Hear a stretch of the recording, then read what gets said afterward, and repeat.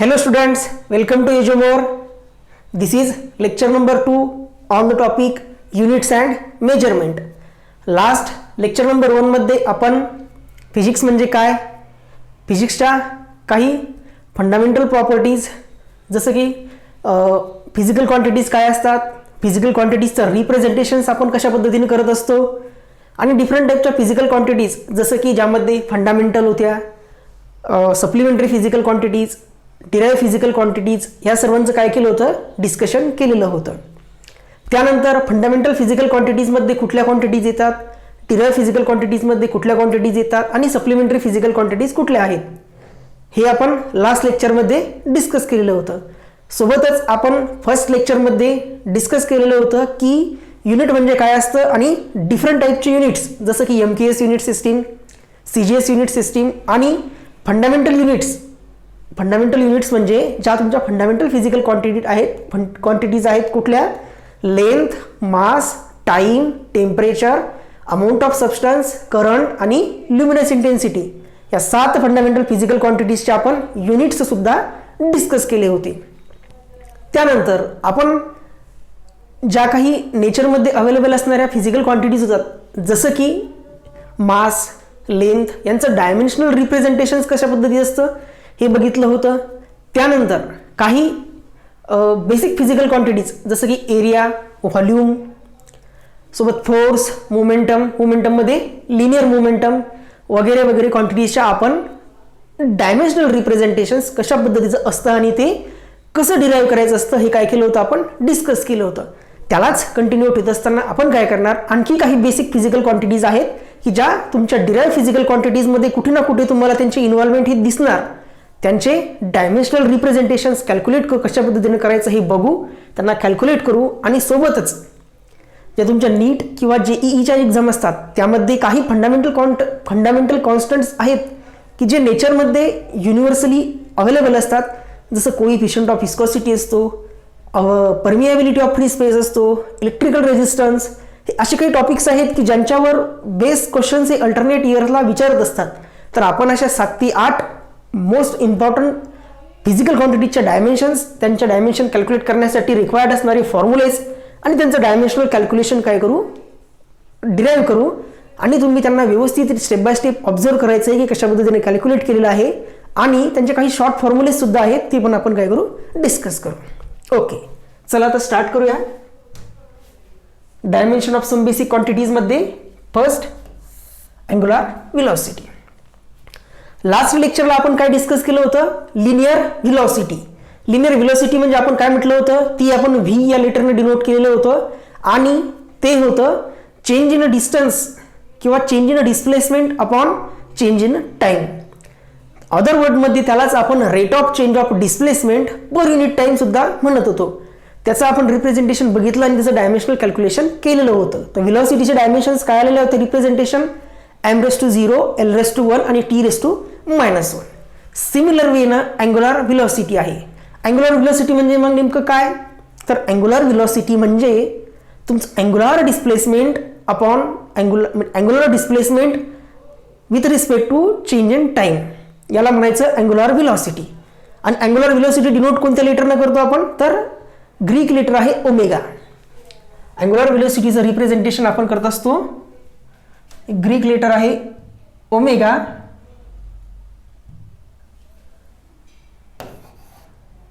जो असतो तुमचा change in angular displacement upon time. Change in angular displacement upon time. आता हा काय आहे angular displacement, angular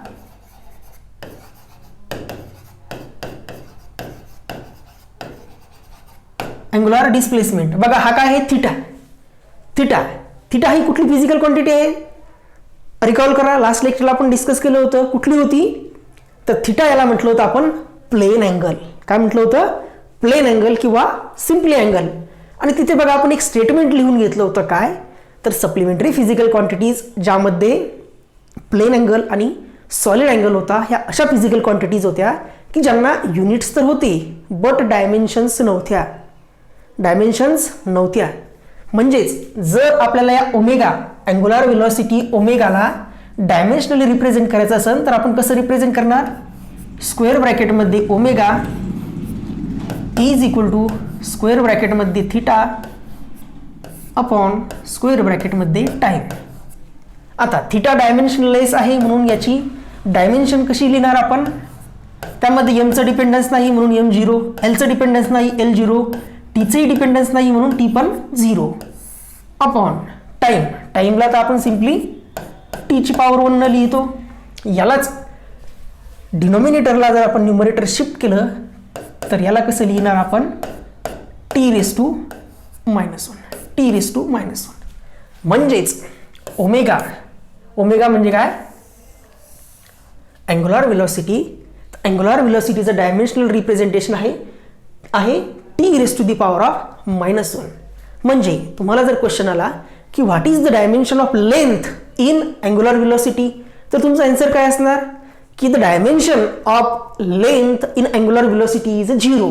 why, because as we see in the dimensional representation of angular velocity there is no term available for length, so it has a contribution 0.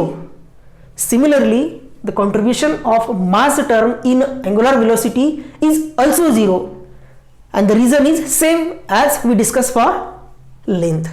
Okay, but एखाद्याने जर म्हणजे तुम्हाला question विचारला की what is the dimension of time in angular velocity, then your answer should be the dimension of time in angular velocity is -1, is -1. Okay, हे झालं तुमचं dimensional representation angular व्हेलॉसिटीचं. त्यानंतर नेक्स्ट अँग्युलर ॲक्सिलरेशन. आता last लेक्चरला आपण acceleration discuss केलं होतं, ते कुठलं होतं, ते होतं लिनियर ॲक्सिलरेशन, ज्याला आपण म्हटलं होतं की रेट ऑफ चेंज कशाचा, लिनियर व्हेलॉसिटीचा with respect to time rate of चेंजला म्हटलं होतं लिनियर ॲक्सिलरेशन. सेम वेनं rate of change of angular velocity, angular व्हेलॉसिटीचा time rate of change with respect to की टाइम रेट ऑफ चेंज किंवा change in angular velocity with respect to change in time, याला म्हणायचं angular acceleration. Angular acceleration आणि हा alpha या लेटरने denote केला जातो. नॉर्मली अल्फा लेटरने डिनोट केला जातो, तो असतो alpha is equal to angular velocity upon time. तसं चेंज इन असतं, बट आपण डायमेन्शनल कॅल्क्युलेशन करणार आहोत म्हणून तुम्ही चेंज इन किंवा डी रिप्रेझेंट करतो स्मॉल चेंज, तसं नाही लिहिलं. डायमेन्शनल कॅल्क्युलेशनसाठी असा फॉर्म्युला लिहिला तरी चालतो. बघा, ओमेगाचं डायमेन्शनल रिप्रेझेंटेशन वरतीच दिलेलं आहे, काय आहे, T raise to -1, T raise to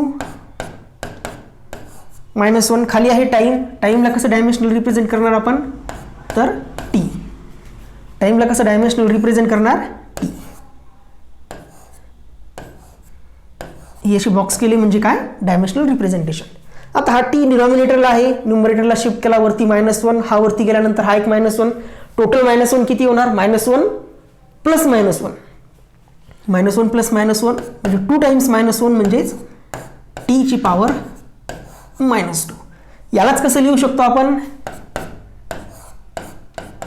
M ची पॉवर 0, एल ची पॉवर 0 आणि टी ची पॉवर -2. एम ची पॉवर 0, एल ची पॉवर 0 आणि टी ची पॉवर -2.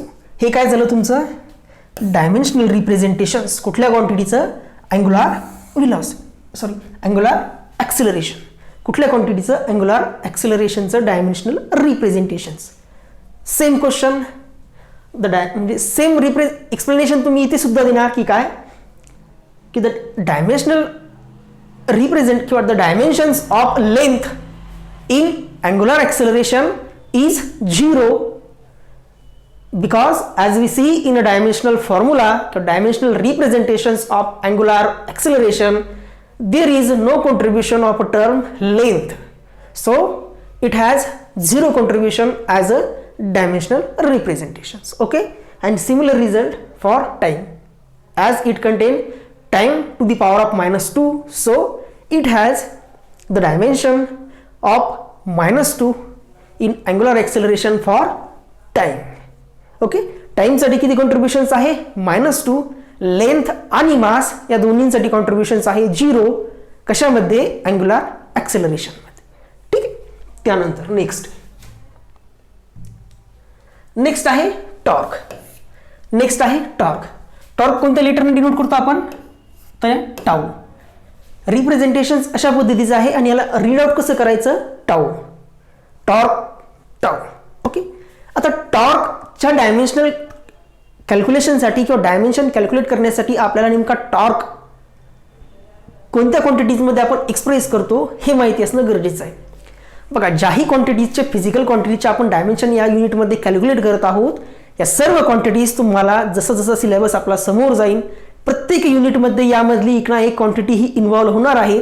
तिथे आपण ती क्वांटिटी पूर्ण डिटेलमध्ये डिस्कस करणार आहोत. त्यामुळे फक्त या युनिटमध्ये फोकस कशावर ठेवायचा आहे, तर कुठलाही क्वांटिटीचा तुम्हाला फॉर्म्युला दिलेला असेल तर त्या फॉर्म्युल्यांवरून डायमेन्शन्स कॅल्क्युलेट करण्याचा अप्रोच कशा पद्धतीने ठेवायचा आहे तेवढं फक्त या युनिटमधून आपल्याला लर्न करायचं आहे. बाकी प्रत्येक फिजिकल क्वांटिटी ही आपण समोर कुठल्या ना कुठल्या युनिटमध्ये काय करणार आहोत, डिटेलमध्ये डिस्कस करणार आहोत. त्यामुळे इथे प्रत्येक क्वांटिटीचं डिस्क्रिप्शन आपण नाही घेतलेलं आहे.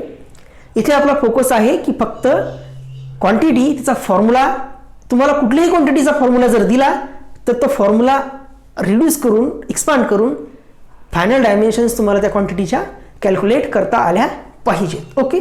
टॉर्क. बघा, टॉर्कचा जो फॉर्म्युला आहे तो फॉर्म्युला आहे, टॉर्क हा असतो फोर्स इंटू डिस्टन्स. ॲक्च्युली हा क्रॉस प्रोडक्टवाला फॉर्म्युला असतो. यामध्ये थिटा सुद्धा इन्व्हॉल्व होतो, साइन थिटा, कारण टॉर्क हा फोर्स आणि डिस्प्लेसमेंट यांचा क्रॉस प्रोडक्ट असतो. आता डॉट प्रोडक्ट आणि क्रॉस प्रोडक्ट काय असतात हे आपण नेक्स्ट जे युनिट आहे आपलं बेसिक मॅथमॅटिक्स त्यामध्ये पूर्ण डिटेलमध्ये डिस्कस करू. टॉर्कच्या डायमेन्शनल कॅल्क्युलेशनसाठी फक्त तुम्ही टॉर्कचा tau is equal to force into distance असा फॉर्म्युला काय करायचा आहे, लक्षात ठेवायचा आहे. काय, tau is equal to force F into distance R. जर तुम्हाला टॉर्कच्या डायमेन्शन्स काढायच्या आहेत तर dimensions of force into dimensions of distance. बघा, तुम्हाला लास्ट लेक्चरला मी सांगितलं होतं काय, की फोर्सच्या डायमेन्शन्स तुम्ही काय करायचे आहेत, लक्षात ठेवायचे आहेत, पाठ करायचे आहेत. का, कारण आता टॉर्कमध्ये तुम्हाला फोर्स इन्व्हॉल्व झाला. आता फोर्सच्या डायमेन्शन जर तुम्हाला लक्षात असतील तर तुम्ही विदिन एका स्टेपमध्ये त्याचा आन्सर कॅल्क्युलेट करू शकता. बट तुम्हाला जर का आता फोर्सच्या इथे डायमेन्शन माहिती नसतील तर तुम्हाला परत फोर्सच्या डायमेन्शन इथे कॅल्क्युलेट करावं लागतील वेगळ्या पद्धतीनं.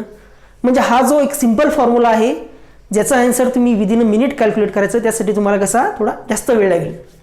त्यामुळे काय करायचं आहे की ज्या क्वांटिटीज मी सांगतो जसं फोर्स, त्यानंतर आता समोर येणार एक एनर्जी, वर्क, पॉवर यासारखे काही क्वांटिटीज आहेत बघा, ज्यांचे युनिट्स म्हणजे ज्यांचे तुम्ही युनिट आणि त्यांचे डायमेन्शनल लक्षात ठेवलं तरी चालतं, कारण त्या तुम्हाला कुठल्या ना कुठल्या फिजिकल क्वांटिटीजमध्ये इन्व्हॉल्वमेंट त्यांची दिसणार आहे.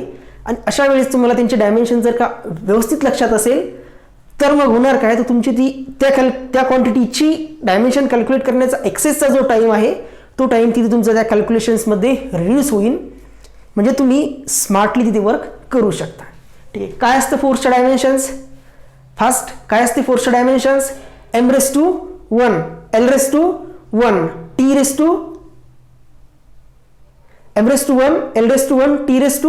l⁻⁴, काय असतो फोर्स तुमचा, मास इंटू ॲक्सिलरेशन. मासची डायमेन्शन m1, ॲक्सिलरेशन l1t - 2. मग फोर्सची डायमेन्शन्स काय, m1 l1t - 2, m1 l1t - 2, m1 l1t - 2. Okay, लिहून घ्यायची इथं काय फोर्सची m1 l1t - 2, m1 l1t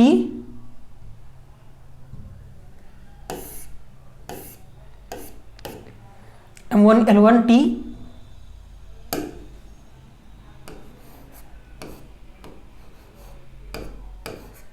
m1 l1t - 2 आणि r म्हणजे काय तर डिस्टन्सची डायमेन्शन काय असणार आहे, डिस्टन्स म्हणजे लेंथ आहे l. याला तुम्ही मल्टिप्लाय केल्या दोन्ही टर्मला तर तुम्हाला टॉर्कची डायमेन्शन्स काय मिळेल, dimensions of torque is equal to m⁻⁴ 1, l इथे 1 तिथे 1 म्हणजे l2 आणि t - 2.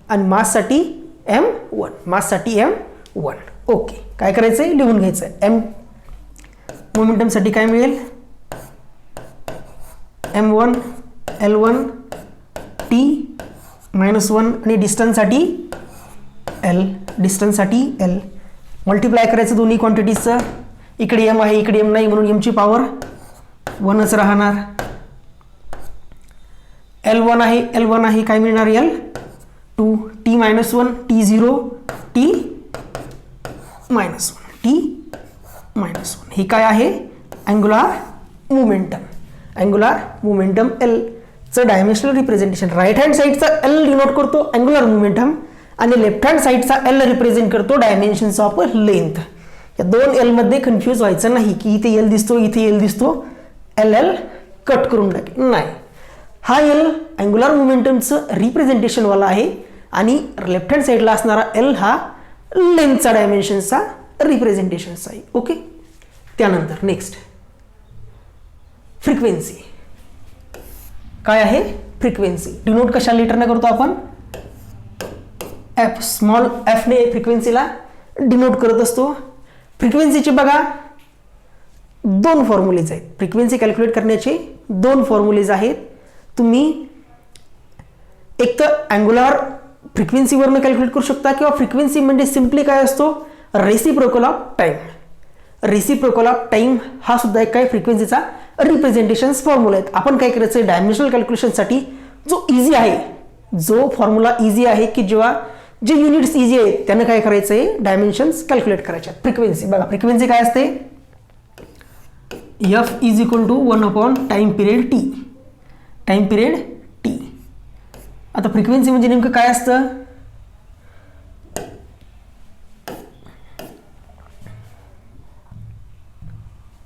f is equal to 1 t. तर फ्रिक्वेन्सी काय असते बघा, कुठल्याही एखाद्या पिरियॉडिक सिग्नलने एका सेकंदमध्ये किती रिव्हॉल्युशन कंप्लीट केले त्याला म्हणायचं फ्रिक्वेन्सी. आता पिरियॉडिक फंक्शन्स, रिव्हॉल्युशन्स हे जे टॉपिक्स आहेत, ज्यावेळेस आपण 11th मध्ये समोर डिस्कस करत असताना S H M means simple harmonic motion नावाचा जो युनिट आहे, ज्यामध्ये आपण frequency, time period, oscillations, periodic, non periodic या सर्व गोष्टींबद्दल तिथे कंप्लीट डिस्कशन करणार आहोत. तिथे हा तुमचा फ्रिक्वेन्सी आणि टाइम पिरियडवाला कन्सेप्ट काय होईल, क्लिअर होईल. इथे फक्त एवढं लक्षात ठेवायचं आहे की फ्रिक्वेन्सी, लिनियर फ्रिक्वेन्सी किंवा फ्रिक्वेन्सीचं रिप्रेझेंटेशन असतं 1/t. हे रिप्रेझेंटेशन. आणि डायमेन्शनल रिप्रेझेंटेशन कशाने होईल मग, तर dimensions of frequency dimensions of frequency F is equal to 1 upon dimensions of T. 1 upon dimensions of T. हा टी जाणार न्यूमरेटरला, म्हणजे हा मिळेल. एम आहे का? नाही, म्हणून एमची पॉवर 0. एल आहे का? नाही, म्हणून 6 नाही, हे 0 आहे. एल आहे का? नाही, म्हणून एलची पॉवर 0. आणि टी आहे का? यस. किती आहे? -1. टी आहे -1. ही झाली तुमची डायमेन्शनल रिप्रेझेंटेशन्स किंवा dimensional formula for frequency. Dimensional formula for frequency. त्यानंतर इम्पल्स. नेक्स्ट आहे इम्पल्स, जो आपण कॅपिटल लेटर आय ने डिनोट करतो, कॅपिटल आय ने डिनोट करतो. इम्पल्स म्हणजे काय? इम्पल्सला काय म्हणतो आपण? इम्पल्स या असतात, एखादा फोर्स आहे एफ, तो कोणत्याही फॉर्मॅटचा असू शकतो. फोर्सचे पण डिफरंट टाइप्स आपण समोर शिकणार आहोत, जसं मेकॅनिकल फोर्स असतो, इलेक्ट्रिकल फोर्स असतो, मॅग्नेटिक फोर्स असतो, न्यूक्लिअर फोर्स असतो, ग्रॅव्हिटेशनल फोर्स असतो अँड सो ऑन. तर कुठल्याही फोर्सचा इम्पॅक्ट किती वेळेपर्यंत आहे त्याला काय म्हणायचं? इम्पल्स. इम्पल्सचा फॉर्म्युला काय आहे? Force into time. इम्पल्सचा फॉर्म्युला आहे I is equal to force F, force into time. Force into time. याचं डायमेन्शनल रिप्रेझेंटेशन कसं होईल? फोर्ससाठी dimensional representation of impulse I is equal to force आणि डायमेन्शनल रिप्रेझेंटेशन ऑफ टाइम. बघा इथे पण काय आला? डायमेन्शन्स ऑफ फोर्स आला. आता इथे तुम्हाला जर डायमेन्शन्स ऑफ फोर्स माहिती असलं, तुम्ही जस्ट 10 सेकंडमध्ये आन्सर काढू शकता. पण तुम्हाला जर फोर्सच्या डायमेन्शन्स जर लक्षात नसतील तर तुम्हाला परत फोर्सचा formula mass into acceleration put करावं लागेल.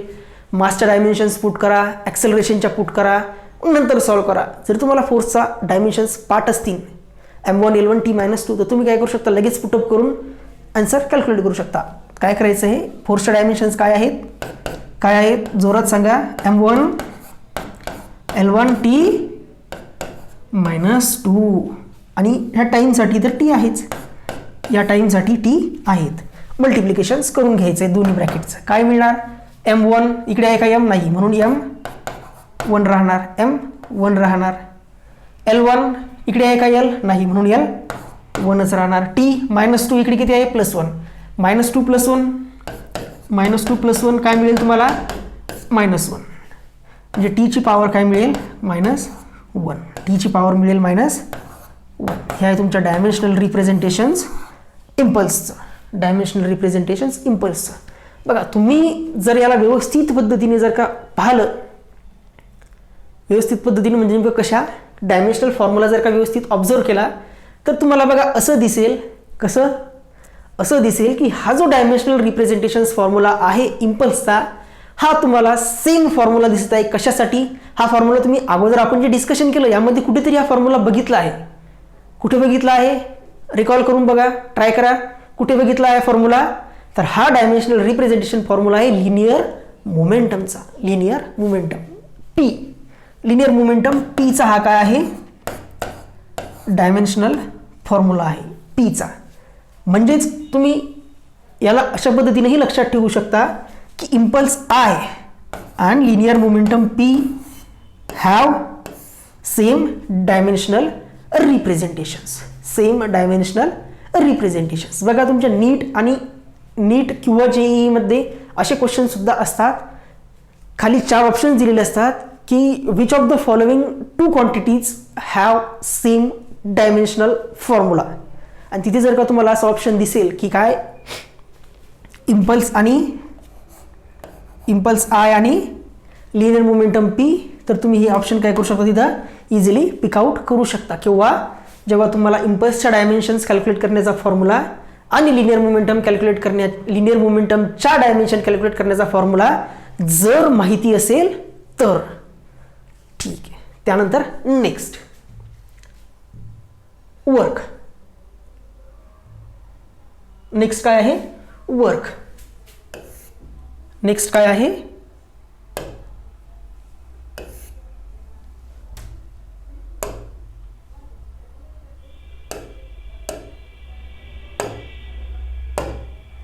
नेक्स्ट आहे वर्क. बघा वर्क आपण नॉर्मली W ने डिनोट करत असतो. आणि वर्क म्हणजे काय? तर एखादी फिजिकल किंवा एखादा ऑब्जेक्ट आहे त्या ऑब्जेक्टवर तुम्ही जर एफ अमाऊंट ऑफ फोर्स लावला, एफ अमाऊंट ऑफ फोर्स त्यावर अप्लाय केला, समजा मी एखादा ऑब्जेक्ट आहे माझ्यासमोर, त्यावर एफ अमाऊंट ऑफ फोर्स माझ्या हातांनी अप्लाय करत आहोत, तर त्या फोर्समुळे त्याच्या ओरिजिनल पोझिशन्स, ज्या पोझिशनवर तो पूर्वरत होता मी फोर्स अप्लाय करण्या अगोदर, फोर्स अप्लाय केल्याने किती त्याच्या ओरिजिनल पोझिशनपासून त्याचं किती डिस्प्लेसमेंट झालं, किती डिस्प्लेसमेंट झालं, त्याला काय म्हणायचं, त्या ऑब्जेक्टनं त्या फोर्सच्या अगेन्स्ट केलेला वर्क डन किंवा वर्क. म्हणजे फोर्सचा फॉर्म्युला काय होईल मग, वर्क काय होईल तुमचा, work is equal to force into displacement, work is equal to force into displacement, force into displacement. आणि वर्कचं युनिट आहे बघा, तुम्ही वर्कला जूल या युनिटच्या फॉर्मॅटमध्ये लक्षात ठेवू शकता. काय, जूल. वर्कचं युनिट आहे जूल. वर्क काय आहे तुमचा, W is equal to force F into displacement D X into displacement T X. X डायरेक्शनला डिस्प्लेसमेंट घेतलं म्हणून डी एक्स. वाय नसेल तर त्याला डी वाय घेऊ शकतो, झेड नसेल तर डी झेड घेऊ शकतो, 3 डायमेन्शनमध्ये असेल तर डी आर घेऊ शकतो. ओके. त्यानंतर डायमेन्शनल फॉर्म्युला निघेल तुमचा वर्कसाठी, dimensions of F into dimensions of D X, dimensions of D X. बघा परत इथे फोर्सच्या डायमेन्शन्स इन्व्हॉल्व झाल्या. आता जसं सांगितलंय की तुम्हाला जर काही इथे फोर्सच्या डायमेन्शन्स लक्षात असतील, क्लिक एकदम फास्टली तुम्ही वर्कच्या डायमेन्शन्स कॅल्क्युलेट करू शकता. नसन माहिती तर परत तुम्हाला 2 स्टेप इथं एक्सेस कॅल्क्युलेशन हे करावं लागेल. ठीक आहे. फोर्सच्या डायमेन्शन्स काय घेतलेत आपण, M1 yes M1 L1 M1 L1 T -2 आणि डिस्प्लेसमेंट म्हणजे L1, डिस्प्लेसमेंट म्हणजे L1. दोन्हीचं मल्टिप्लिकेशन केलं तर तुम्हाला मिळेल M ची पॉवर 1 L1 + 1 2 आणि T ची पॉवर -2. तुम्हाला ॲडवाइस मी असं परत करेल की तुम्ही वर्कच्या डायमेन्शन सुद्धा काय करायचे आहेत, लक्षात ठेवायचे आहेत. वर्कच्या सुद्धा डायमेन्शन्स लक्षात ठेवायचे आहेत. वर्कसाठी डायमेन्शन्स लक्षात ठेवायचे आहेत म्हणजे काय, वर्कचं युनिट पण लक्षात ठेवायचं आहे. काय, वर्क हे आपण जूलमध्ये मेजर करत असतो. वर्क डन किंवा वर्क हे आपण जूल, याचं सिम्बॉलिक रिप्रेझेंटेशन असतं फक्त जे. त्याला वाचताना JOULE, JOULE जूल असं तुम्ही वाचू शकता. आणि वर्कच्या डायमेन्शन्स ॲडवाइस करेल मी तुम्हाला की वर्कच्या डायमेन्शन्स M1 L2 T -2 आपण तुम्ही काय करून घ्यायच्या, फोर्सच्या डायमेन्शन सारख्या जशा फोर्सच्या तुम्ही लक्षात ठेवलेल्या आहेत तशा पण काय करायच्या आहे, वर्कच्या डायमेन्शन सुद्धा लक्षात ठेवायच्या आहेत. ठीक आहे. बघा वर्कच्या डायमेन्शन्स का लक्षात ठेवायच्या, त्याचं ॲप्लिकेशन लगेच खाली आहे. काय, पॉवर. वर्कच्या ॲप्लिकेशन्स किंवा वर्कच्या डायमेन्शन्स पण का लक्षात ठेवायचे, तर त्यासाठी त्याचे ॲप्लिकेशन लगेच आहे पॉवरमध्ये. बघा पॉवर काय असते, work per unit time, work per unit time. Power P, पॉवरचं रिप्रेझेंटेशन्स आहे P ने, जो आहे तुमचा power P is equal to work per unit time, work per unit time. Dimension आहे पॉवरच्या P. पॉवर मेजर करत असताना आपण काय करतो, वॅटमध्ये मेजर करत असतो पॉवर, वॅट. पॉवरचं याचा युनिट आहे बघा वॅट. त्यालाच तुम्ही जूल सेकंड, जूल पर सेकंड सुद्धा लिहू शकता. जूल आणि सेकंद इनवर्स, वॅट किंवा जूल सेकंद इनवर्स. पॉवर, पॉवरच्या डायमेन्शन्स आहे वर्कच्या डायमेन्शन्स डिवायडेड बाय टाईमच्या डायमेन्शन्स. म्हणजेच वर्कच्या डायमेन्शन्स बघा, आता इथे जर तुमच्या वर्कच्या डायमेन्शन्स लक्षात असतील तर तुम्ही लगेच लिहू शकता काय, M1 LT -2 T M1 L2 T -2 काय आहे, M1 L2 T -2 आणि खाली टाईमसाठी T. हा T वरती गेल्यानंतर -2 आहे, वरती आल्यानंतर काय बनेल -3. काय बनेल -3 म्हणजे हा काय बनेल M1 L2 T -3, M1 L2 T -3. ठीक. हा काय झालं तुमच्या डायमेन्शनल फॉर्म्युला किंवा डायमेन्शनल रिप्रेझेंटेशन्स कशाचं, पॉवरचं, ज्याचं युनिट काय आहे जूल किंवा वॅट. काय आहे जूल किंवा वॅट. त्यानंतर नेक्स्ट एनर्जी. नेक्स्ट आहे एनर्जी. बघा एनर्जीच्या डायमेन्शन्समध्ये एनर्जीच्या ज्या डायमेन्शन्स आपण आता कॅल्क्युलेट करणार आहोत त्या डायमेन्शन्स कायनेटिक एनर्जीच्या, पोटेन्शियल एनर्जीच्या, इलेक्ट्रोस्टॅटिक एनर्जी, मॅग्नेटोस्टॅटिक एनर्जी किंवा तुम्हाला मॅक्सिमम फिजिक्समध्ये जेवढे काही एनर्जीचे फॉर्म्युलेज येणार आहेत त्या सर्व ठिकाणी ॲप्लिकेबल असतात. सर्व ठिकाणी ॲप्लिकेबल असतात. एनर्जीच्या आणि वर्कच्या डायमेन्शन्स सेम असतात. का? एनर्जी पण तुम्ही जूलमध्ये मेजर करता, वर्कसुद्धा जूलमध्ये मेजर करतात. म्हणजे काय झालं, एक आपल्यासाठी ॲडव्हान्टेज झालं की काय, वर्क अँड एनर्जी जसं अगोदर कशाच्या डायमेन्शन सेम होत्या, इम्पल्स आणि मोमेंटमच्या. मोमेंटममध्ये लिनियर मोमेंटम, इम्पल्स आणि लिनियर मोमेंटमच्या डायमेन्शन जशा सेम होत्या तशा सेम डायमेन्शन्स आहे वर्कच्या आणि एनर्जीच्या. कारण दोन्हींचं युनिट सेम आहे. वर्कसुद्धा आपण जूलमध्ये मेजर करतो, एनर्जीसुद्धा जूलमध्ये मेजर करत असतो. आता तुम्हाला जर का विश्वास नसेल राहत की बा खरंच ज्या डायमेन्शन्स आपण वर्कसाठी काढल्या जूलमध्ये त्या सेम डायमेन्शन्स एनर्जीसाठी येतात का, आम्ही कायनेटिक एनर्जी घेऊन बघतो. आपण व्हेरीफाय करून बघू. बघा एनर्जी, एनर्जीचं पण युनिट आहे जूल. एनर्जीचं पण युनिट आहे जूल. आपण काय करू, कायनेटिक एनर्जीचं घेऊन बघू तुमच्या सॅटिस्फॅक्शनसाठी. कायनेटिक एनर्जी आपण कशी कॅल्क्युलेट करत असतो. कायनेटिक एनर्जीचा फॉर्म्युला असतो बघा 1/2 mass into velocity square. Mass into velocity square. Dimensions of kinetic energy. Dimensions of K. K stands for kinetic energy. आता 1/2 काय, एक नंबर आहे, मॅग्निट्यूड आहे. नंबर आणि मॅग्निट्यूड जे असतात ह्या काय असतात, तर डायमेन्शन लेस असतात. डायमेन्शन्स लेस असतात. म्हणून 1/2चे डायमेन्शन्स काहीच नाही. मासचे डायमेन्शन्स काय आहे, m1. व्हेलॉसिटीची पॉवर 2. आता व्हेलॉसिटीचे डायमेन्शन्स आपण डिस्कस केलेले आहोत. काय आहेत व्हेलॉसिटीचे डायमेन्शन्स, LT-1. ह्या किती टाइम्स आहे, 2 टाइम्स. याला जर आपण सिम्प्लिफाईड केलं तर आपल्याला असं मिळतंय की mची पॉवर आहे 1, इथं lची पॉवर 2 आणि या टीची power -1 into 2 -2 -1 into 2 -2. Dimensions of kinetic energy. काय आलं डायमेन्शन्स बघा, m1 L2 T-2. m1 L2 T-2 कशासाठी, कायनेटिक एनर्जी. म्हणजेच एनर्जी कशामध्ये मेजर केली, जूलमध्ये. कशामध्ये मेजर केली, जूलमध्ये. किंवा याचं जूल हे एनर्जीचं युनिट आहे, बट याचं युनिट कन्व्हर्सेशन असतं बघा, kg metre square per second square. 1 जूलला किंवा तुम्ही 1 जूल म्हटल्यापेक्षा जूलचं जे आहे तर जूलला तुम्ही SI युनिटमध्ये kg metre square per second square अशा पद्धतीने सुद्धा लक्षात ठेवू शकता. जूलचं इक्विव्हॅलंट SI युनिट आहे kg. kg म्हणजे kilogram metre square per second square. Metre square power -2 म्हणजे पर. सेकंड स्क्वेअर हा रेसिप्रोकलला असतो. काय डायमेन्शन्स बघा कायनेटिक एनर्जीच्या काढल्या आपण, m1 L2 T-2. m1 L2 T-2. आता इकडे या, कशी आहे वर्कच्या. काय आहे m1 L2 T-2. m1 L2 T-2. इथे काय आहे m1 L2 T-2. झालं क्लिअर. काय वर्क आणि एनर्जीचे डायमेन्शन्स इक्वल आहेत. तर एनर्जी तुम्ही कायनेटिक एनर्जी आपण घेऊन व्हेरीफाय केली.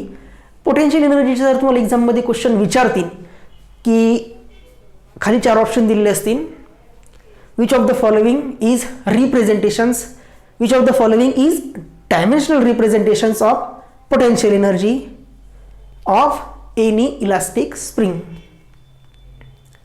ऑप्शन्स बघायचे आहेत. ज्या डायमेन्शन्स वर्कच्या आहेत, ज्या डायमेन्शन्स कायनेटिक एनर्जीच्या आहेत, त्याच डायमेन्शन्स तुमच्या स्प्रिंगमध्ये असणाऱ्या पोटेन्शियल एनर्जीच्या सुद्धा असतील. म्हणून हे लक्षात ठेवायचे, work and energy have same unit joule, SI representations kg metre square per second square and they have dimensions m1 L2 T -2, m1 L2 T -2. त्यानंतर नेक्स्ट हीट. नेक्स्ट आहे हीट. हीट आपण represent करतो capital letter क्यूने. Capital Q लेटरने heat ही represent केली जाते.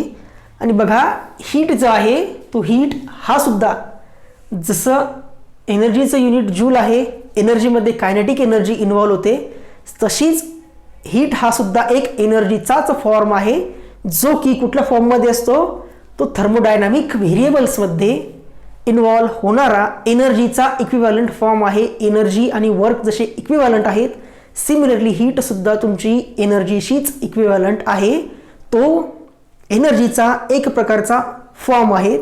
जसा तुमच्याकडे एनर्जीमध्ये कायनेटिक एनर्जी असते, एक सेपरेट फॉर्म, पोटेन्शियल एनर्जी असते, other separate form, internal energy असते, अदर एनर्जीचा फॉर्म, तशाच पद्धतीचा एक इक्विव्हॅलंट फॉर्म म्हणजेच हीट हा सुद्धा एनर्जीचा एक इक्विव्हॅलंट फॉर्म आहे.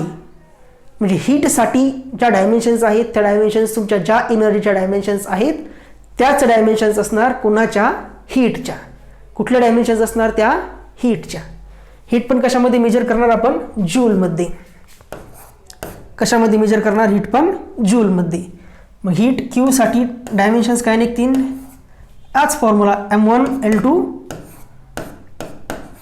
T -2, m1 L2 T -2. म्हणजे तुम्ही याला समराइज असं करू शकता की हीट क्यू, वर्क W आणि एनर्जी E यांना काय असतात, सेम डायमेन्शनल फॉर्म्युला असतो.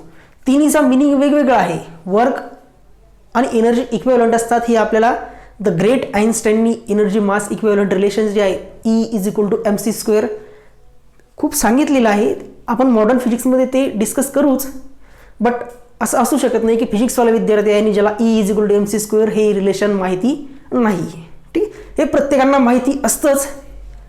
वर्क आणि एनर्जीचं इक्विव्हॅलंट रिलेशन्स आहे ते हीटचे डायमेन्शन्स, एनर्जीचे डायमेन्शन्स आणि वर्कच्या डायमेन्शन्स ह्या इक्वल असतात. इक्वल असतात म्हणजे डायमेन्शनल फॉर्म्युला सेम आहे, मिनिंग प्रत्येकाचं प्रत्येक ब्रांचमध्ये वेगवेगळे आहेत. नेक्स्ट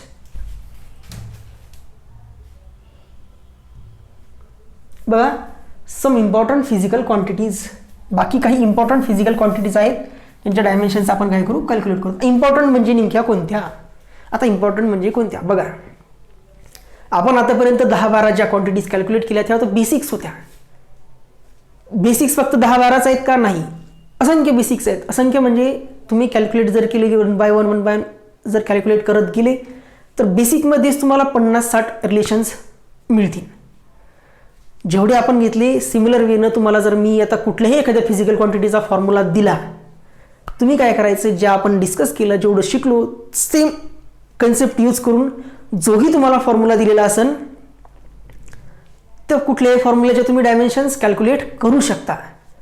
10-12 एक्झाम्पलनं आपण काय केलं, फक्त आपला कन्सेप्ट असा फॉर्म्युला दिलेला आहे, याला असं असं स्टेप बाय स्टेप सॉल्व्ह करायचं, तेवढं लर्न केलं आहे तुम्ही. आता मी कुठलाही फॉर्म्युला दिला तुम्हाला तर तुम्ही कुठल्याही फॉर्म्युल्याचा मध्ये त्या व्हॅल्यू पुटअप करून त्याचे डायमेन्शन्स कॅल्क्युलेट करू शकता. आता सम इम्पॉर्टंट म्हणजे ह्या बघा, ह्या ज्या फॉर्म्युलेज आहेत किंवा ह्या ज्या फिजिकल क्वांटिटीज आहेत 7 ते 8 जे आपण डिस्कस करू, ह्या क्वांटिटीज मागच्या 10 ते 12 वर्षामध्ये अल्टरनेट इयरला त्यामधली कुठली ना कुठली क्वांटिटीच्या डायमेन्शनल फॉर्म्युला तुम्हाला एक्झाममध्ये विचारतात. आता हे जे यामध्ये जे टॉपिक्स आपण घेणार आहोत, जसं प्रेशर आहे, ग्रॅव्हिटेशनल कॉन्स्टंट्स आहेत, समोर पण आणखीन काही आहेत, तर यांचे तुम्ही काय करायचे, तर डायमेन्शनल कॅल्क्युलेट करण्यासाठी जे रिक्वायरमेंट असणारे फॉर्म्युलेज लक्षात ठेवायचे, जे मी तुम्हाला प्रत्येक क्वांटिटीचा डिराईव्ह करून देणार. प्रत्येक क्वांटिटीचा डिराईव्ह करून देणार, तुम्ही त्यांना कॅल्क्युलेट करण्याचा अप्रोच लक्षात ठेवायचा आहे.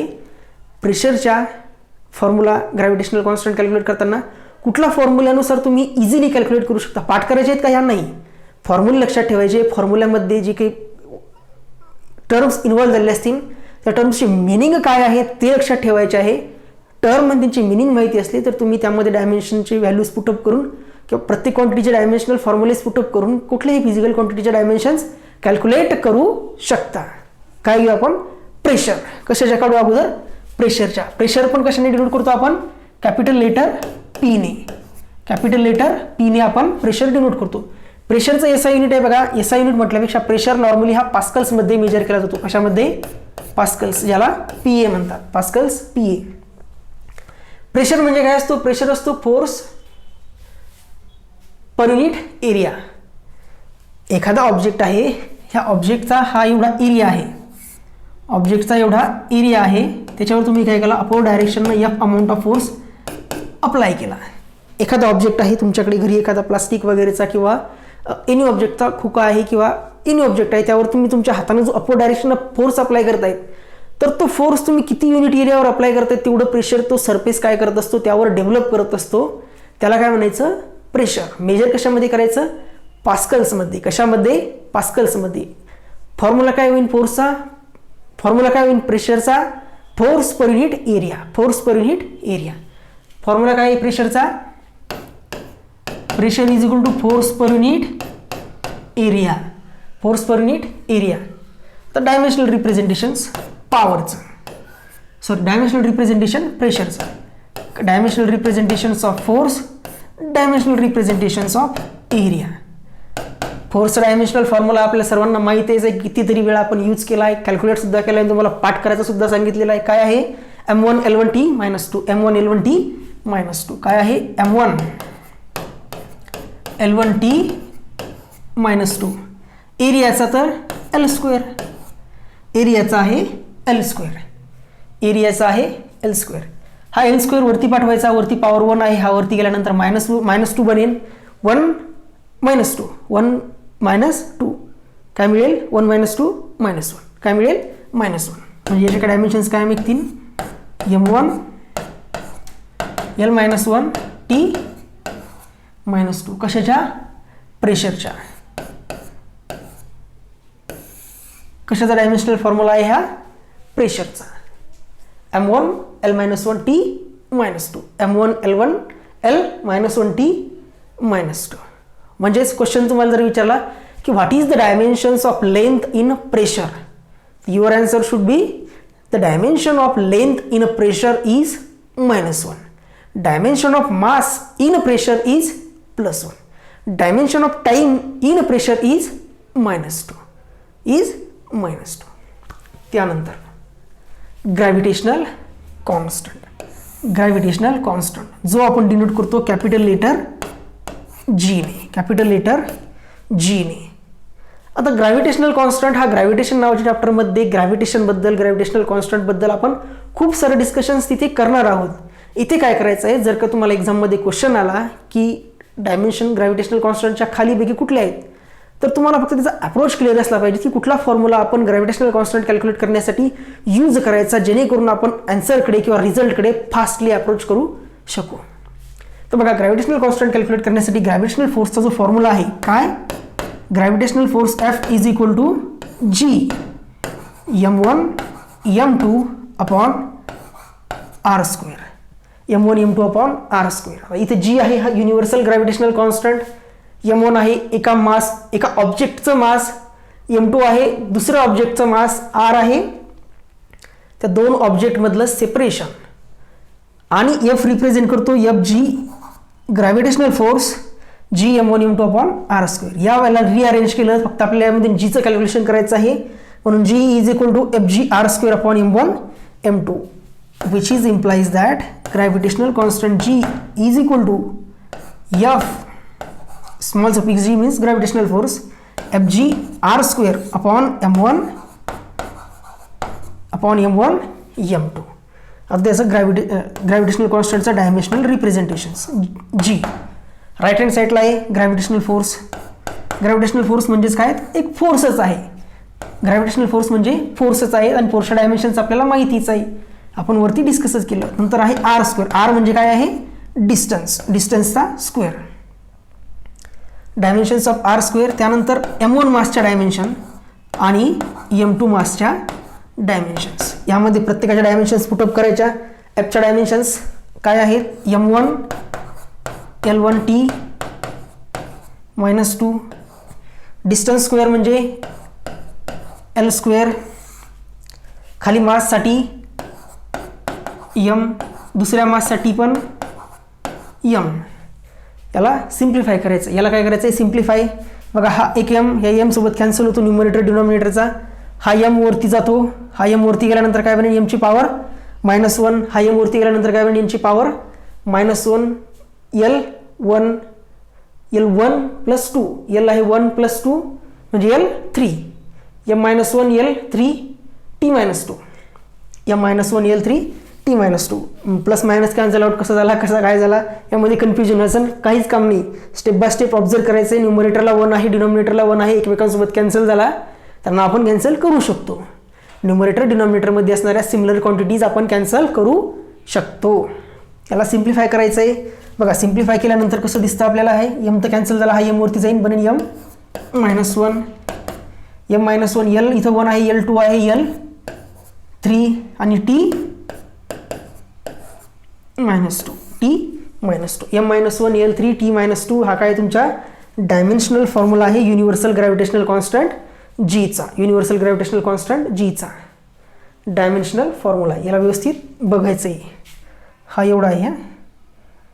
m आहे -1 L3 t-2. m-1 t L3 t-2 कशाचा? Universal gravitational constant. तुम्ही जीच्या डायमेन्शन कॅल्क्युलेट करण्यासाठीचा हा फॉर्म्युला लक्षात ठेवायचा आहे. Fg is equal to g m1m2/r². ह्या फॉर्म्युल्यामध्ये तुम्हाला एफच्या डायमेन्शन्स माहितीच आहेत कारण आपण त्या पाठ केले आहेत.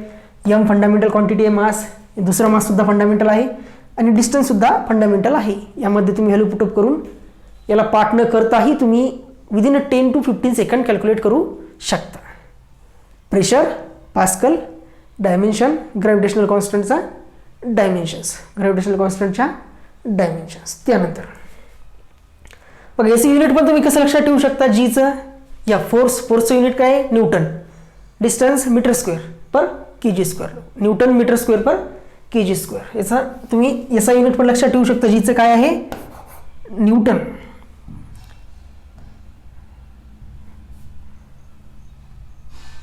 काय आहे? Newton metre square per kg square. Newton metre square per kg square हे काय आहे? SI unit. कशाचं? युनिव्हर्सल ग्रॅव्हिटेशनल कॉन्स्टंट जीचं. न्यूटन कारण फोर्सचं युनिट न्यूटन आहे. आर स्क्वेअर म्हणजे डिस्टन्सचा स्क्वेअर. डिस्टन्स आपण मीटरमध्ये मेजर करतो म्हणून मीटरचा स्क्वेअर.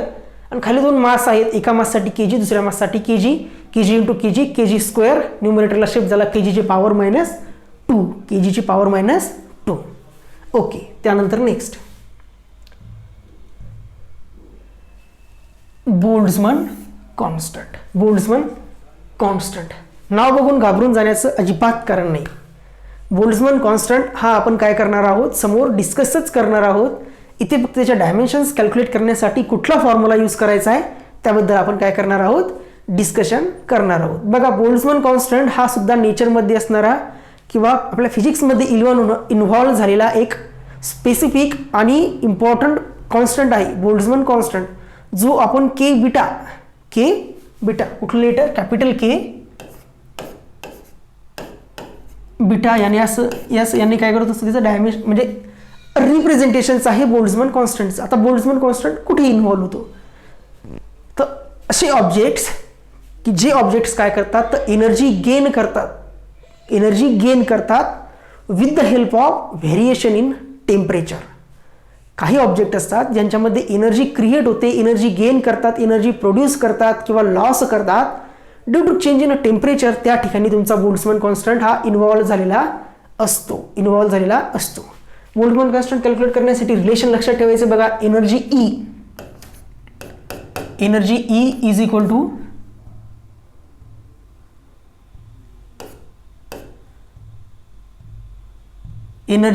इक्वल टू असतो k beta into temperature. K beta into temperature T. K beta T. Energy तर आपल्याला माहिती आहे. एनर्जी म्हणजे आपण एनर्जी कशामध्ये मेजर करतो? जूलमध्ये. एनर्जी आणि वर्कचे डायमेन्शन्स सेम असतात. वर्कचे डायमेन्शन्स काय आहेत? Force into displacement. फोर्सच्या आपल्याला माहिती आहेच काय, M1 L1 T-2. डिस्प्लेसमेंटच्या 1. वर्कच्या डायमेन्शन्स काय होतील? M1 L2 T-2. वर्कच्या ज्या आहेत त्याच एनर्जीच्या. टीच्या डायमेन्शन्स तर आपल्याला माहिती आहे, रिअरेंज करायचं सिम्पली टर्मला, के बीटाच्या डायमेन्शन्स आपल्याला मिळून जातील. के बीटा म्हणजे बोल्ट्झमन कॉन्स्टंट. याला रिअरेंज करा बघा काय मिळतं आपल्याला? K beta. K beta means Boltzmann constant is equal to energy E divided by temperature.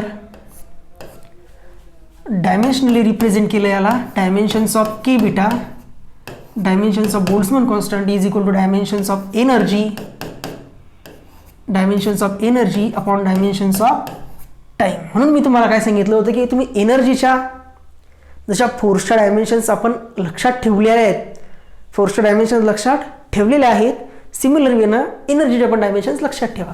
कारण एनर्जीच्या डायमेन्शनचं ॲप्लिकेशन्स तुम्हाला वर्कमध्ये सुद्धा येतं. म्हणजे वर्कच्या आणि एनर्जीच्या सेमच आहेत.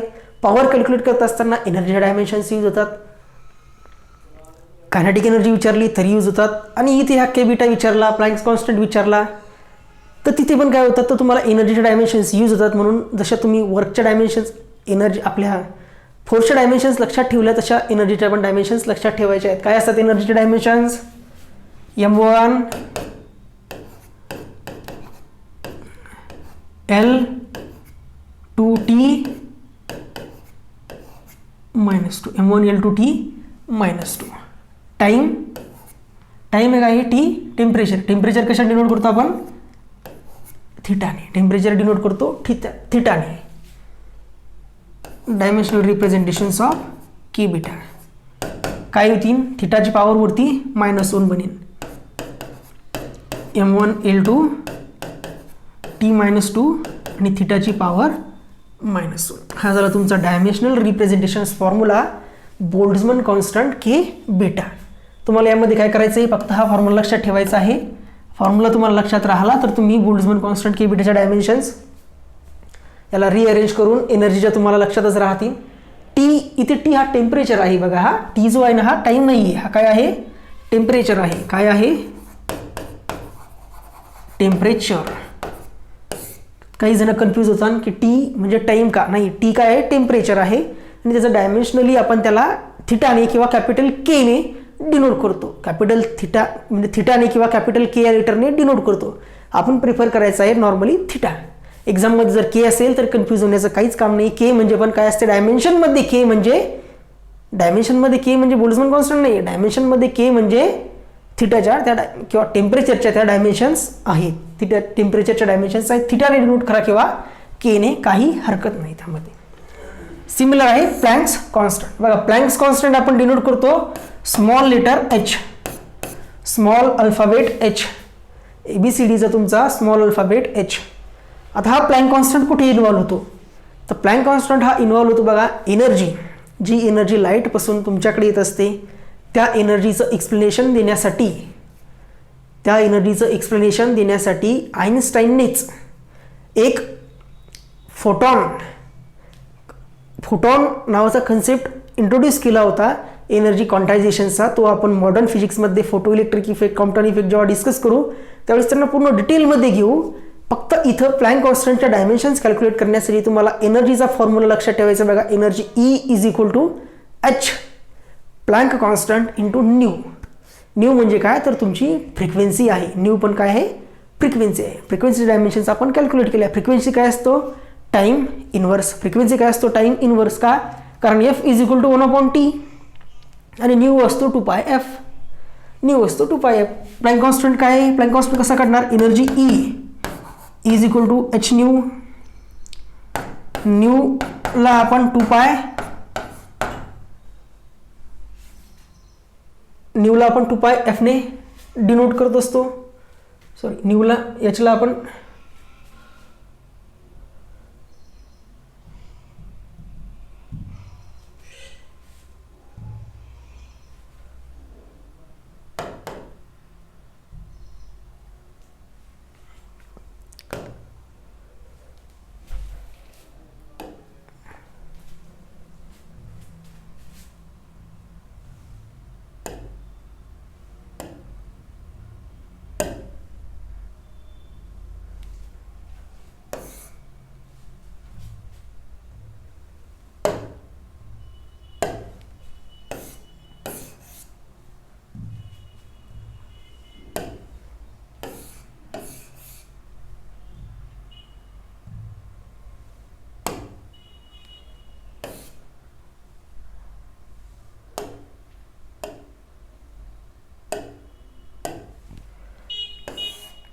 बघा हा फॉर्म्युला नाही, न्यू जो आहे ना, न्यू म्हणजे तुमची फ्रिक्वेन्सी आहे. न्यू काय आहे? फ्रिक्वेन्सी. न्यू काय आहे? फ्रिक्वेन्सी. न्यू आहे तुमची फ्रिक्वेन्सी. आणि फ्रिक्वेन्सी आपण फ्रिक्वेन्सीचे डायमेन्शन्स आहे टीची पॉवर -1. टीची पॉवर -1 हा जो आहे हा 2πf omega is equal to 2πf वाला फॉर्म्युला असतो, ज्या अँग्युलर फ्रिक्वेन्सी आणि लिनियर फ्रिक्वेन्सी ज्या रिलेशनने इक्वेट असतात. हे आपण SHM चॅप्टरमध्ये डिस्कस करूच. सद्यस्थितीपुरतं तुम्ही हा फॉर्म्युला काय करायचा आहे? इग्नोर करायचा आहे. न्यू आपण फ्रिक्वेन्सी म्हणतो. न्यू म्हणजे काय? फ्रिक्वेन्सी. आणि फ्रिक्वेन्सी असतो reciprocal of time period. Reciprocal of time period. Frequency काय असतो? रेसिप्रोकल टाइम पिरियडचा. ओके, याला रिअरेंज करायचं. रिअरेंज कशा पद्धतीनं तुम्हाला मिळेल? H is equal to E upon nu. Dimension of H is equal to dimensions of energy upon dimensions of nu. Energy dimensions m1 L2 T -2 m1 L2 T m1 L2 T -2. Frequency म्हणजे काय? तर reciprocal of time म्हणजे T -1. हा न्यूमरेटरला shift झाला तर -1चा वरती आल्यानंतर बनेल +1. इथे आहे -2. हा +1 म्हणजेच काय बनेल? तर टीची पॉवर -1. टीची पॉवर -1. एम आणि एल मध्ये काही चेंजेस नाहीत. एम जसा तसा, एल जसा तसा. आणि टी काय बनेल? -1. टी बनेल -1. ह्या झाल्या तुमच्या डायमेन्शन्स किंवा dimensional formula for Planck's constant H. Planck's constant H. Similar वेनं बघा तुम्हाला एक रिड्यूस प्लँक कॉन्स्टंट पण मिळेल समोर. H क्रॉस जो काय असतो? सिम्पली H अपॉन 2π असतो. H अपॉन 2π असतो. ज्या डायमेन्शन्स तुमच्या Hच्या आहेत त्याच डायमेन्शन्स तुमच्या H क्रॉसच्या पण असतील. H क्रॉस हा रिड्यूस प्लँक कॉन्स्टंट आहे. Reduce Planck constant same dimensionally same आहेत. डायमेन्शनली सेम आहेत. काय? प्लँक्स कॉन्स्टंट आणि रिड्यूस प्लँक्स कॉन्स्टंट. नेक्स्ट त्यानंतर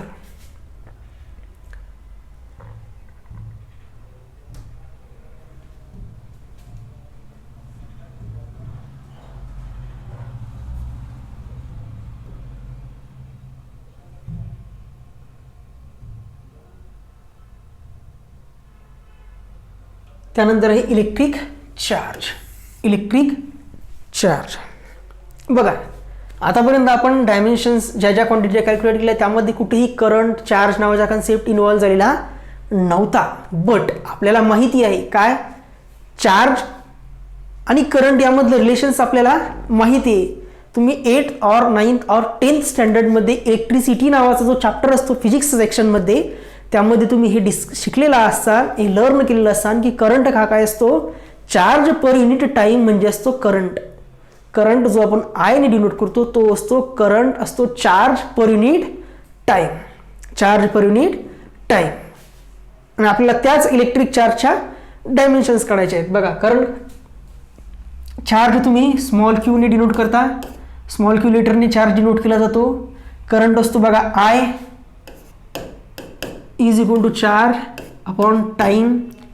त्याला तुम्ही चार्ज इकडे शिफ्ट केला तर मिळेल current into time. Dimensions of charge is equal to dimensions of current into dimensions of time. आता करंटच्या डायमेन्शन्स काय आहेत? तर एम्पियर. आणि टाइमसाठी काय आहे? टी. दोन ब्रॅकेटला मर्ज केलं तर आपल्याला मिळेल M0. M आहे का नाही? L आहे का नाही? 0. T काय आहे? 1. आणि करंट काय आहे? 1. हा झाला तुमचा dimensional representation formula for electric charge. कशासाठी? इलेक्ट्रिक चार्ज Q साठी dimensional representation formula. Dimensional representation formula. त्यानंतर आहे इलेक्ट्रिकल रेजिस्टन्स, जो आपण कॅपिटल R लेटरने डिनोट करतो, इलेक्ट्रिकल रेजिस्टन्स. इलेक्ट्रिकल रेजिस्टन्स बघा, इलेक्ट्रिक चार्ज, इलेक्ट्रिक रेजिस्टन्स हे आपलं 12th स्टँडर्डच्या इलेक्ट्रोस्टॅटिक्स चॅप्टर्समध्ये येणाऱ्या टर्मिनॉलॉजीज आहेत. बट तुम्ही ज्यावेळेस एखाद्या बुकची किंवा प्रिव्हियस इयरचे क्वेश्चन्स बघतात तर डायमेन्शनल अनालिसिस चॅप्टरमध्ये तुम्हाला या टाईपचे क्वेश्चन आलेले दिसतात. जेव्हाही तुम्हाला इलेक्ट्रिकल रेजिस्टन्सच्या डायमेन्शन्स विचारतील तेव्हा तुम्ही इलेक्ट्रिकल रेजिस्टन्सच्या डायमेन्शन्स कॅल्क्युलेट करण्यासाठी फॉर्म्युला आहे एक बघा, काय पॉवर. काय power is equal to voltage into current. आणि ओहम्स लॉ तुम्ही एक लर्न केलेला असेल बघा, V is equal to I R. V is equal to I R. तर तुम्ही जेव्हाही कुठे तुम्हाला इलेक्ट्रिकल रेजिस्टन्सच्या डायमेन्शन्स विचारतील तेव्हा तुम्ही एक फॉर्म्युला यूज करायचा आहे, कुठला, power P. Power P is equal to voltage into current. आणि व्होल्टेज असतो करंट इंटू रेजिस्टन्स. रेजिस्टन्स कुठला, इलेक्ट्रिकल. आणि हा आहे करंट. याला तुम्ही सिम्प्लिफाय केलं तर तुम्हाला मिळेल आय स्क्वेअर आर. तर तुम्ही हा फॉर्म्युला लक्षात ठेवायचा आहे. जेव्हा तुम्हाला इलेक्ट्रिकल रेजिस्टन्स आरच्या डायमेन्शन्स काढायचे असतील तर power is equal to I square R. I square R rearrange करा त्याला. Electrical resistance R is equal to power upon I square. Power upon I square. Dimension of electrical resistance R is equal to dimensions of power is equal to dimensions of power divided by dimensions of current आणि त्याचा square. Power तुम्हाला मी सांगितलं होतं की काय करायचं आहे, पॉवरचे डायमेन्शन्स पण लक्षात ठेवायचे. पॉवरच्या डायमेन्शन्स पण लक्षात ठेवायचे. काय असतात पॉवरचे डायमेन्शन्स? पॉवर असतं तुमचं work per unit, time, work per unit, time. वर्कचे डायमेन्शन्स काय असतात? M1L2 M1L2 T -2. टाईम वरती गेल्यानंतर पॉवरच्या डायमेन्शन्स काय म्हणतील? M1L2 T -3. M1L2 T -3 कशाच्या? पॉवरच्या. M1L2 T -3 काय मिळतील? M1L2 T -3. आणि खाली करंट. करंटच्या काय? एम्पियर. करंटच्या एम्पियर आणि त्याची पॉवर 2 म्हणजे एम्पियर स्क्वेअर. काय मिळतील? Ampere square. या एम्पियर स्क्वेअरला काय करायचं आहे? न्यूमरेटरला शिफ्ट करायचं आहे. न्यूमरेटरला शिफ्ट करायचं. बघा हे समोर इथे लिहितो, डायमेन्शन्स ऑफ आर. याला सॉल्व केल्यानंतर तुम्हाला जे मिळेल एक्सपान्शन ते इथे लिहितोय मी. काय मिळेल? M1L2 T -3 आणि A -2. हा बघा खूप इम्पॉर्टंट रिलेशन्स आहे. मी तुम्हाला आणखी एक ॲडवाईस करेल की तुम्ही इलेक्ट्रिकल रेजिस्टन्सच्या डायमेन्शनसुद्धा जर का पाठ करू शकले तर खूप चांगलं. नाही तर तुम्ही फक्त हे रिलेशन्स यूज करून की power is equal to I square R, तर तुम्हाला मग पॉवरच्या डायमेन्शन्स लक्षात असणं गरजेचं आहे. पॉवरच्या डायमेन्शन्स लक्षात असणं गरजेचं आहे. तर तुम्ही इलेक्ट्रिकल रेजिस्टन्स जर का इलेक्ट्रिकल रेजिस्टन्स कॅल्क्युलेट करण्यासाठी step by step formula wise गेले तर तुम्हाला हे कॅल्क्युलेशन करण्यासाठी साधारणपणे 2 ते 2.5 मिनिटं वेळ लागू शकतो. पण जर तुम्ही power is equal to I square R हा फॉर्म्युला लक्षात ठेवला तर विदिन अ मिनिट तुम्ही त्याच्या डायमेन्शन्सच्या लास्ट रिलेशन्सपर्यंत रीच होऊ शकता. लास्ट रिलेशन्सपर्यंत काय होऊ शकतं? त्याच्या रीच होऊ शकता डायमेन्शन्सच्या. त्यानंतर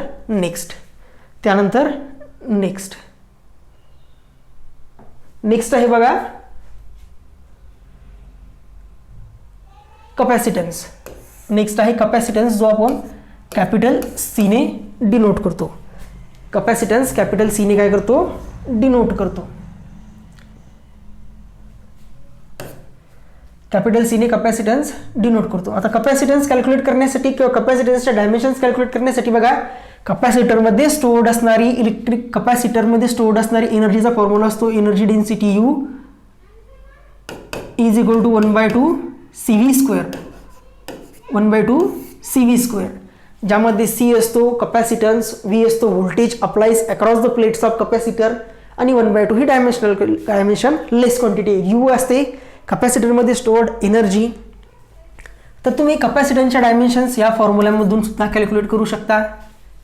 व्होल्टेज असतो करंट अपॉन रेजिस्टन्स आर. आरचे डायमेन्शन्स आपण आत्ताच काढलेले आहे करंटच्या, तर तुम्ही कॅल्क्युलेट करू शकता. तुम्ही या वेने गेले तर हा कॉम्प्लिकेटेड वेळ आहे. मग कपॅसिटन्सचे डायमेन्शन्स कॅल्क्युलेट करण्यासाठी एक आणखी ट्रिकी वे आहे, इझी वे आहे, आणि तो म्हणजे काय, तर जर तुम्हाला इलेक्ट्रिकल रेजिस्टन्सचे डायमेन्शन्स माहिती असतील तर एक रिलेशन्स आहे बघा, charging of RC circuit, RC सर्किटच्या चार्जिंगच्या टाईम पिरियडचं एक इक्वेशन्स आहे. ती इक्वेशन्स असतो time period tau of charging of capacitor is equal to RC. Tau हा आहे टाईम पिरियड, हा आहे टाईम, आणि RC, R आणि C इलेक्ट्रिकल रेजिस्टन्स आणि इलेक्ट्रिकल कपॅसिटन्स दोन्हींच्या डायमेन्शन फॉर्म्युल्याचं जर तुम्ही मल्टिप्लिकेशन्स केलं तर तुम्हाला डायमेन्शन्स मिळतील टाईमच्या, डायमेन्शन्स मिळतील टाईमच्या. याला तुम्ही रिअरेंज करायचं आहे. C is equal to tau upon R. यामध्ये टाऊ म्हणजे टाईमच्या डायमेन्शन्स आणि आरच्या डायमेन्शन्सचा फॉर्म्युला आपण आत्ताच बघितला आहे. तुम्ही जर यामध्ये व्हॅल्यू पुटअप केल्या टाईमसाठी मिळेल तुम्हाला T, आणि यामध्ये इलेक्ट्रिकल रेजिस्टन्सच्या डायमेन्शन्स आपण कॅल्क्युलेट केल्या. काय आहे रेजिस्टन्ससाठी, M1 L2 T-3 A-2, M1 L2 T-3 A-2. ह्या न्यूमरेटरच्या डिनोमिनेटरला शिफ्ट झाल्यानंतर याच्या पॉवर काय होतील, चेंजेस होतील. काय M-1 L-2 T3 A2, M1 L2